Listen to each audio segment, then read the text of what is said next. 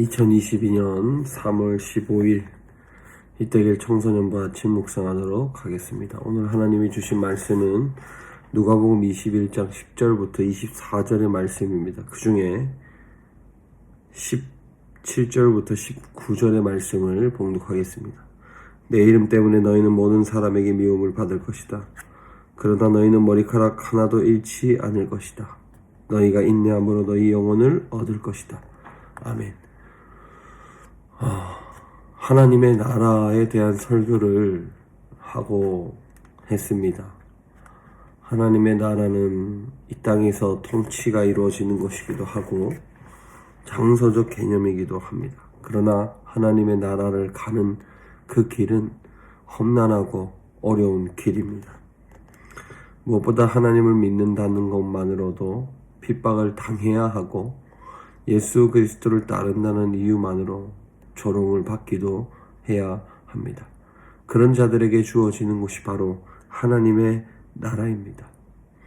우리 친구들은 하나님을 믿는다는 이유로 어떤 미움을 또 어떤 조롱을 어떤 따돌림을 당한 적이 있습니까? 목사님 어릴 적 하나님을 믿는다는 이유로 하나님을 너무 심하게 찾는다는 이유로 가장 가까운 가족에게도 때로는 조롱받기도 했습니다. 왜 그렇게 기도하느냐고, 왜 그렇게 행동해야 하냐고, 다른 사람들처럼 그냥 하면 안 되냐고 이야기를 듣기도 했습니다. 그러나 그럴 수가 없었습니다.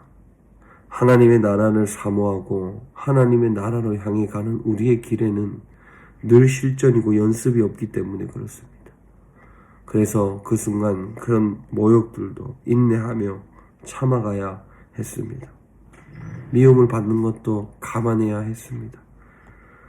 그럼에도 하나님이 보호하시고 인도하심이 있었고 오늘 이 자리에 하나님의 말씀을 선포할 수 있는 하나님의 은혜를 경험하게 되는 줄 목사님은 믿습니다.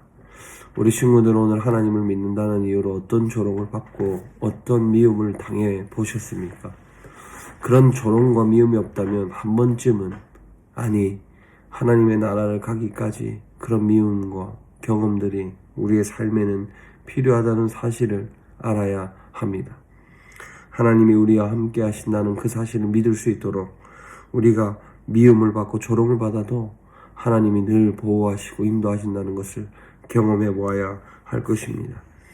우리 친구들 오늘 삶에서 하나님의 나라를 위해서 미움 당해도 좋고 조롱 당해도 좋고 핍박을 당해도 좋습니다.